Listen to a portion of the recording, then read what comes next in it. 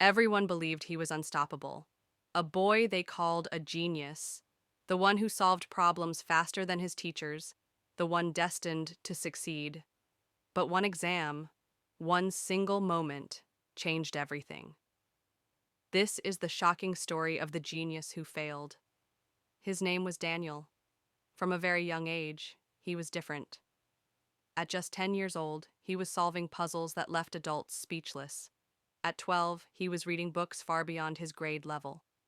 By 15, his teachers whispered that he was destined to become a scientist, maybe even a Nobel Prize winner. Daniel's world was filled with numbers, ideas, and imagination. He wasn't just smart, he was extraordinary. He could think outside the box in ways no one else around him could. When the national exams approached, everyone expected Daniel to rise to the top. His parents prepared a celebration in advance. His teachers smiled with pride. His classmates didn't even see him as competition. He was already on another level. But life doesn't always follow the script we expect. The exams arrived, and weeks of pressure weighed on Daniel's shoulders. For nights, he barely slept.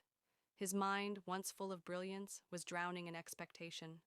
On exam day, he walked into the hall with confidence, but as he opened the paper, his mind went blank. The ticking clock grew louder, his hands trembled, his thoughts scattered. By the time it was over, Daniel knew something had gone terribly wrong, and when the results came out, the unthinkable happened. Daniel had failed, not just a little, not by one mark. He had completely failed. The genius had fallen. Teachers were stunned. Classmates whispered. Parents shook their heads in disbelief. How could the boy everyone believed in fail so badly? But here's the truth. Daniel's failure wasn't because he wasn't smart. It wasn't because he was lazy. It was because the system wasn't built for his kind of mind. Exams don't measure imagination. Exams don't measure creativity. Exams don't measure vision. And Daniel's genius was vision. He wasn't alone. History is filled with brilliant minds who were crushed by the exam system or even thrown out of school. Albert Einstein was once called slow by his teachers. Thomas Edison was told he was too stupid to learn. Steve Jobs dropped out of college. All of them failed. All of them were doubted. But failure did not destroy them. It shaped them. Daniel's story teaches us something powerful. Failure is not the opposite of success.